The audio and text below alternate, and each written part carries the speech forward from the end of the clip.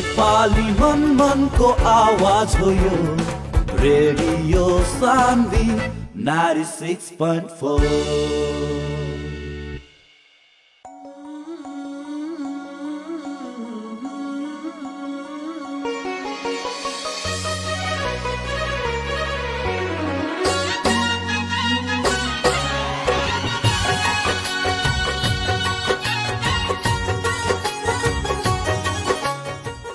नमस्कार, प्रणाम, ढेर सारा स्वागत बरुआ संपूर्ण श्रोता के। जी श्रोता, रुआ अभी सुन रहल बानी रेडियो सान्वी 96.4 मेगाहर्ट्ज पर कार्यक्रम चौकस और चौकस के साथ बानी हम कार्यक्रम प्रस्तोता श्याम सराफ।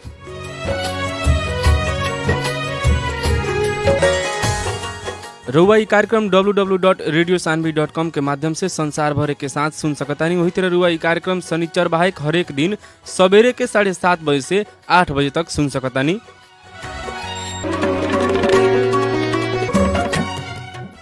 हमनी ई कार्यक्रम में अपन भाषा, बोली, संस्कृति, गीत गौनही लगायत के विभिन्न विषय पर चर्चा परिचर्चा करनिसन।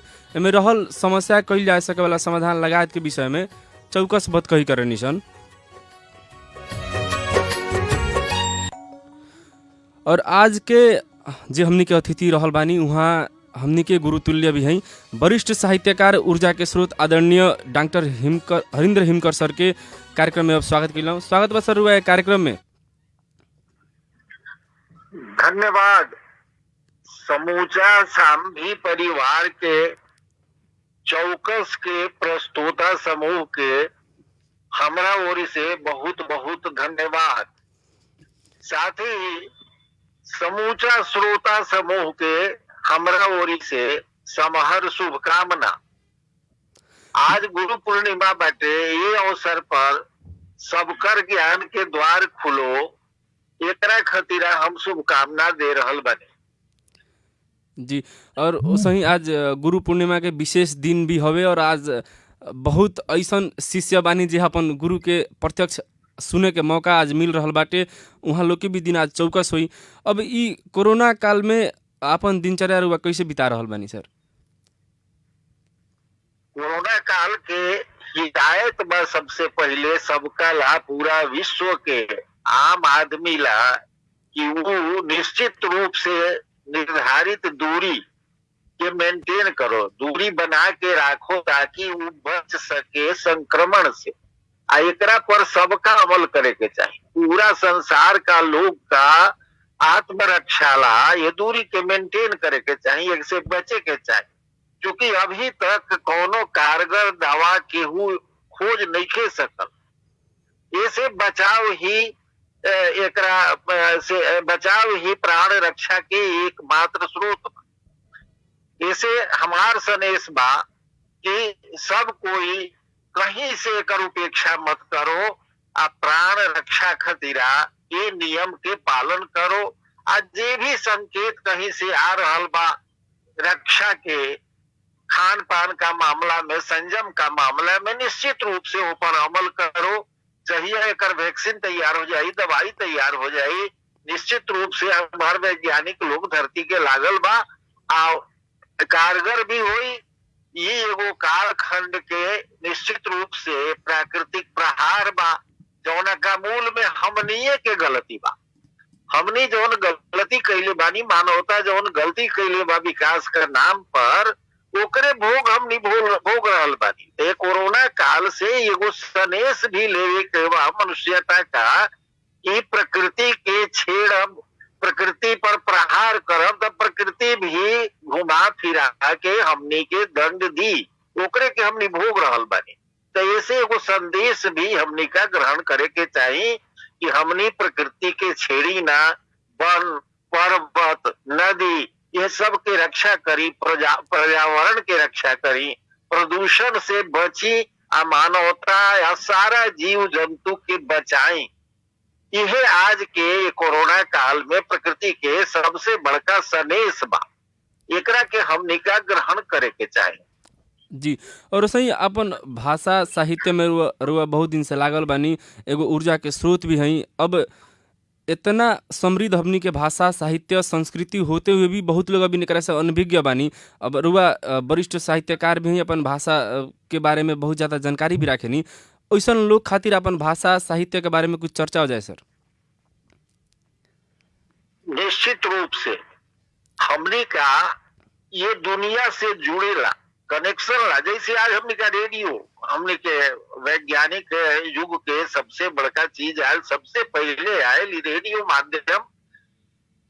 आज तक जब ऐसे टीवी वगैरह या सोशल मीडिया बहुत सारा माध्यम आ गए बात करे के, संपर्क करे के, सबसे पहल माध्यम जे कोई आदमी का मिलल वो सरस्वती का ओर से वो वाणी।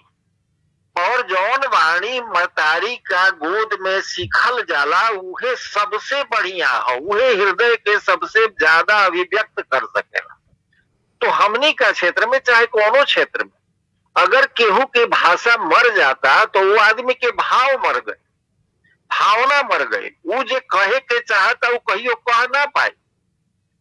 ओकर आत्मा के जे आवाज बात जब निकली तब मातृभाषा से ही निकली, माई भाषा से ही निकली।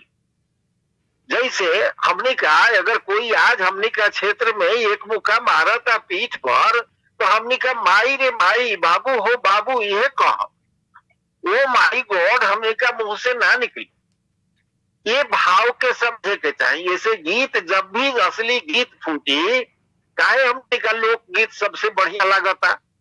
थोड़ा देर ला भले फिल्मी गीत इल्मी गीत हमने सुन ली, लेकिन मन में लोके गीतवा बसल बा हमेशा।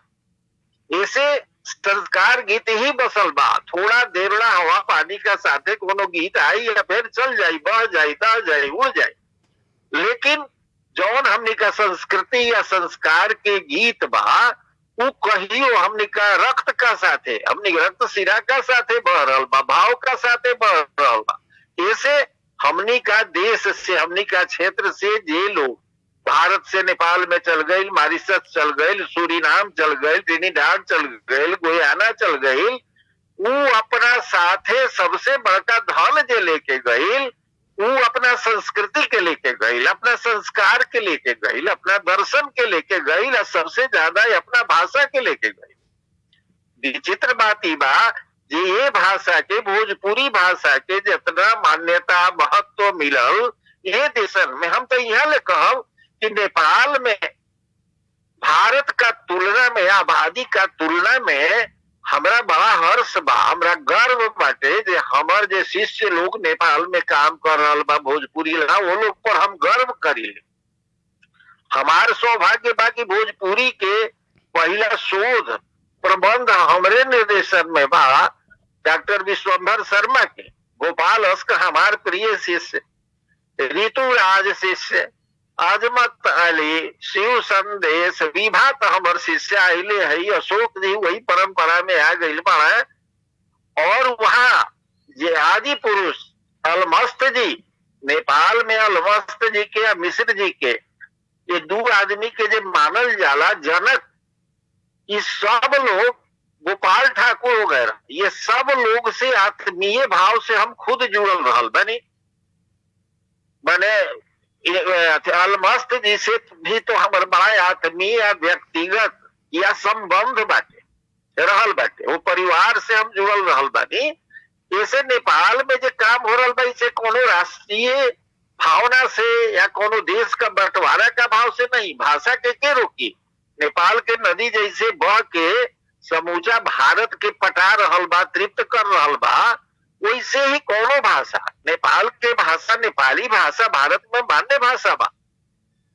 वैसे ही हिंदी बोले पर केहू रोक नहीं लगा सकत कहीं भी, वहां भोजपुरी बोले पर तो कोई रोक नहीं लगा सकत, गीत गावे पर केहू रोक नहीं लगा सकत। ऐसे एकरा के रोकल, लेकिन एकरा के संस्कारित कईल नेपाल में जे लोग भोजपुरी बोले वाला लोग बा, वो लोग खतीरा हमरा सनेश बा खास तौर से कि ये भाषा के संस्कारित के एकरा के विकसित करो और सुंदर साहित्य हो वहाँ, जौना से हमने की अगला पीढ़ी समृद्ध हो।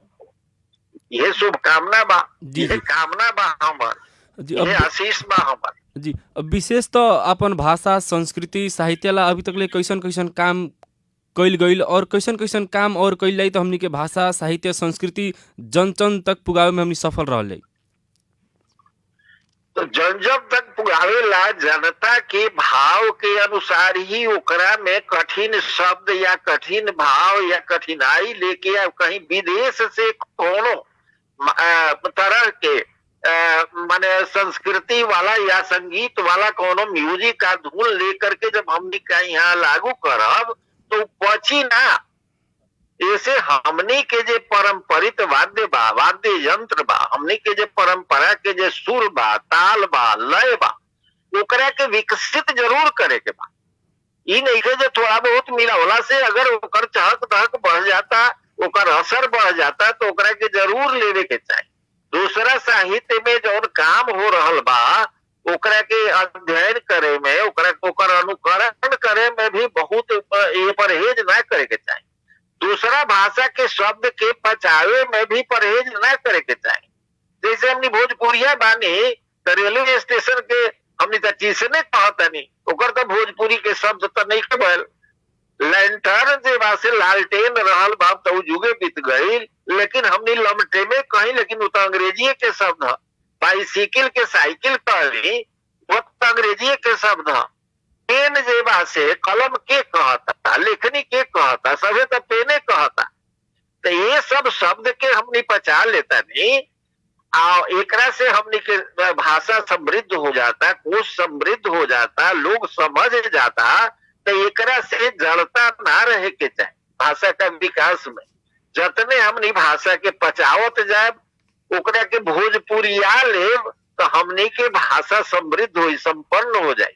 ये हमनी एक तरह से अर्जन करब भाषा में दूसरा भाषा का शब्द के अर्जित करके अपना घर के बखार भरब, अपना घर के कोठी भरब, ये चौकस काम होई। जी जी। और सही विशेष तो हमनी सवेरे के बेरा में बानी सन और डॉक्टर हरिंद्र हिमकर जे बहुत शिष्य लोग के गुरुतुल्य बानी, आदरणीय बानी, पूजनीय बानी। अब रउआ मुखार बिंद से और कुछ रचना हो जाए सर। बोला निकला ऊपर ऊपर करते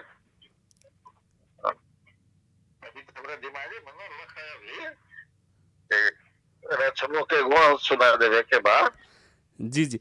तब तक तैयारी करते हली हमनी के प्रश्न के ओर भी लागल है। हाँ ठीक बा। रचना के एगो अंश बोला हमर बा प्रसिद्ध खंड काव्य बा तुलसी पर बा। जी जी।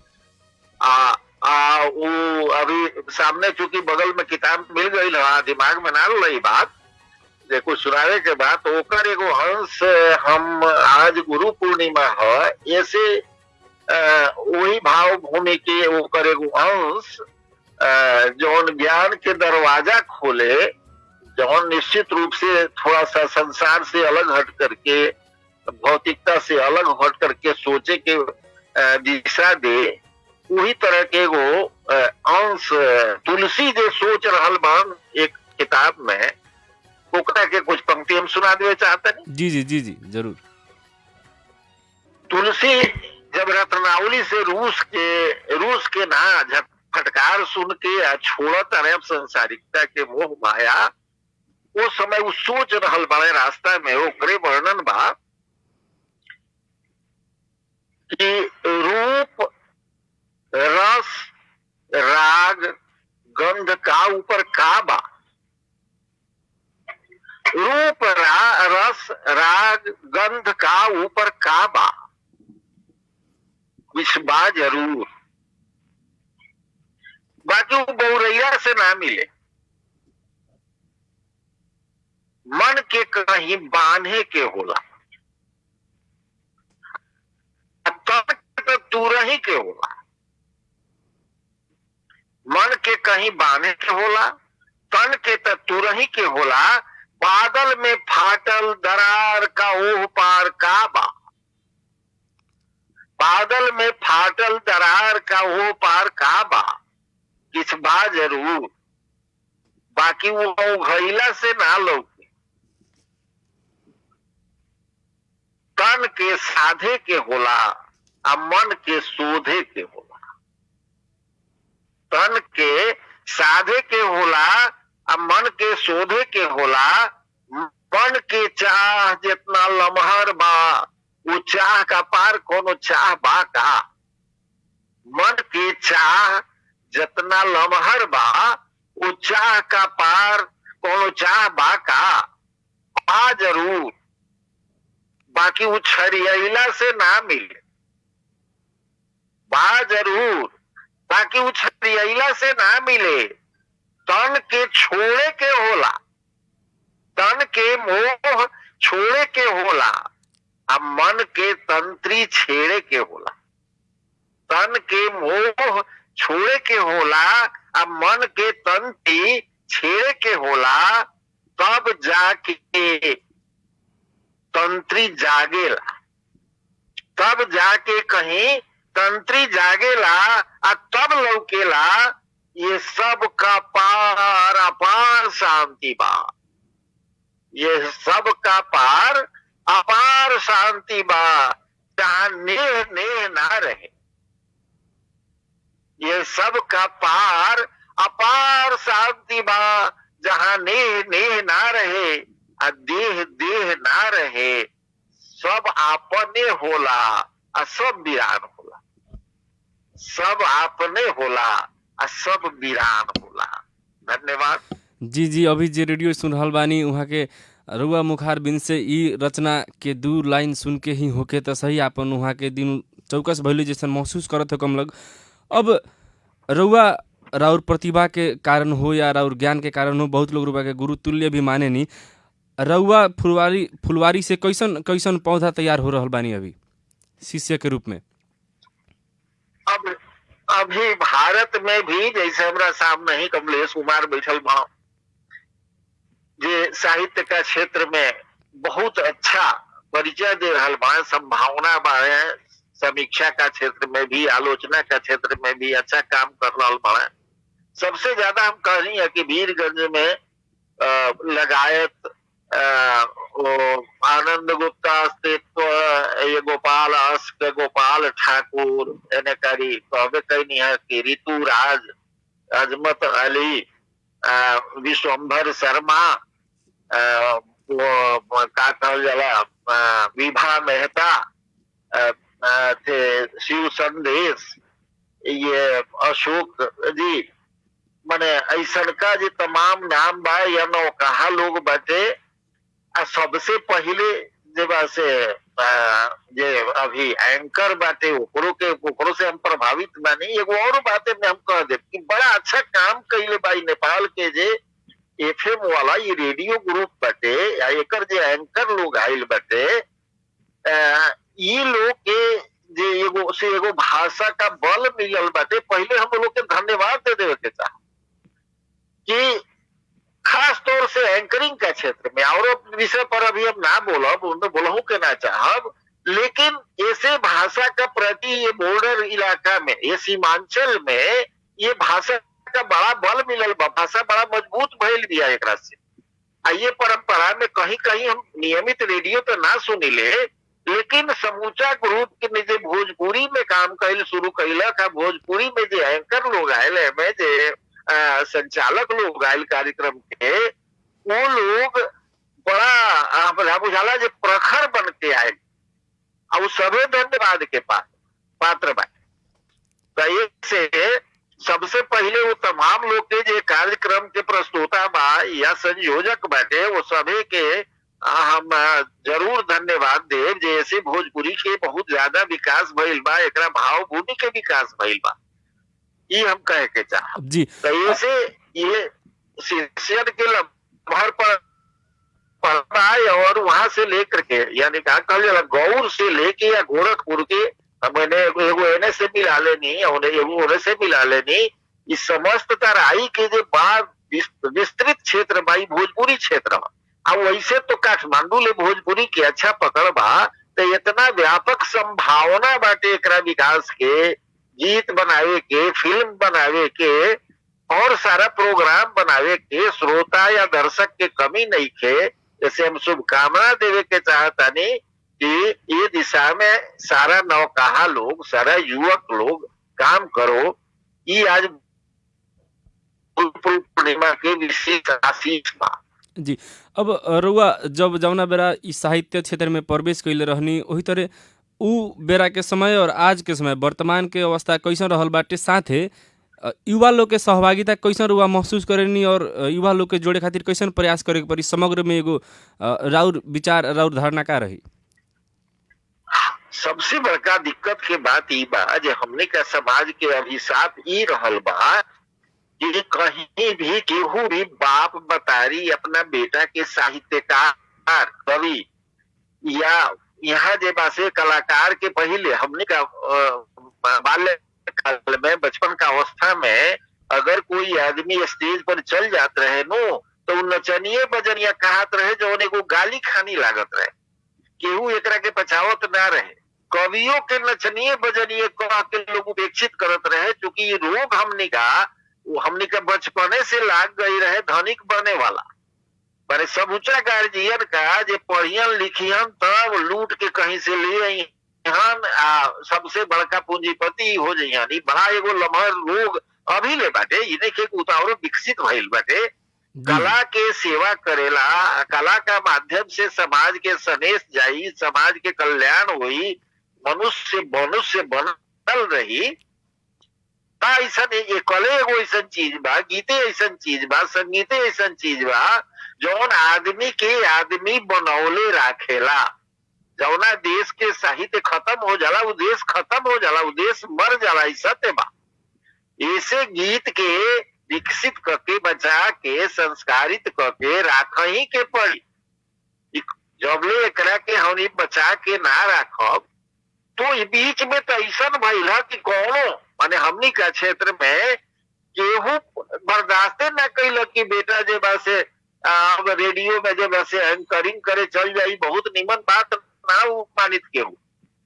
आज ये बीच में थोड़ा सा विकास भइल, फिल्म का विकास से पैसा दिखाई देवे लागल, तब लोग बुझल जे इहो काम नहीं बन बा, तो घर के तब लड़की सब जाए लगली सही। अब तो स्टेज पर ही विकास भइल बा कि अब नाट्य मंडली में भी लड़की सब खुल के काम करता, लोग पचौले बा का।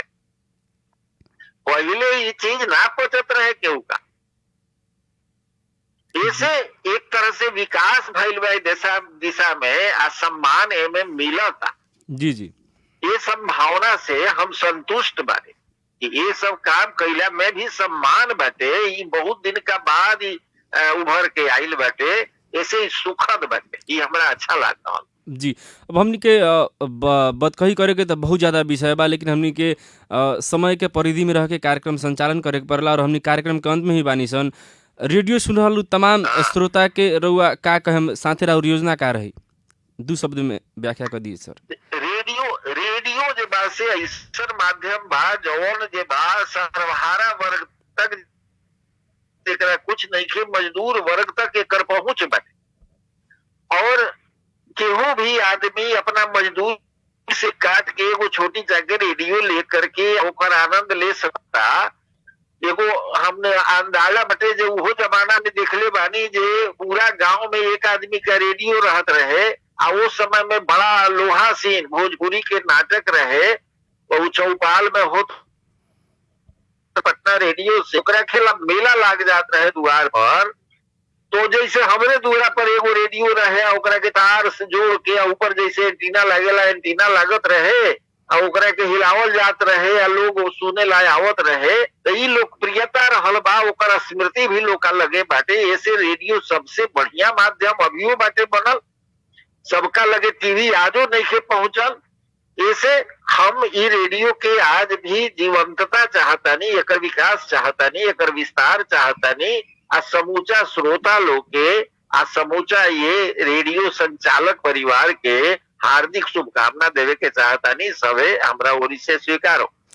जी, अब हमनी के जी अब रुआ इतना भोरे भोरे अपन अमूल्य समय देहनी, अपन भोजपुरिया समाज के अपन मन में लागल बात कहीं ना कि सबका संगे साझा करनी, ओकरा खातिर रेडियो सानवी कोर से रुआ के ढेर सारा धन्यवाद। सही सुप्रभात बाटे सर। हाँ, धन्यवाद। और जी श्रोता, आज हमनी के साथे रहनिया गुरुतुल्य वरिष्ठ साहित्यकार ऊर्जा के स्रोत आदरणीय डॉक्टर हरिन्द्र हिमकर सर। उहाँ अपन प्रतिभा और ज्ञान के कारण बहुत लोग के गुरु तुल्य बानी, गुरु जैसन पुजानी। और फिर बिहान नया अतिथि के संगे रउआ सबन के माज में हम उपस्थित होकर बाचा करत आज के खातिर प्राविधिक रूप से सहयोग करत सत्येंद्र जी के धन्यवाद देत हम श्याम सराफ के दी आज्ञा। सुनत रही रेडियो सानवी 96.4 मेगाहर्ट्ज पर कार्यक्रम सब आवत रही, न्यूज सब आवत रही। अब इनके खातिर हमरा के आज्ञा दी। सचेत रही, सुरक्षित रही, चौकस रही। सुप्रभात।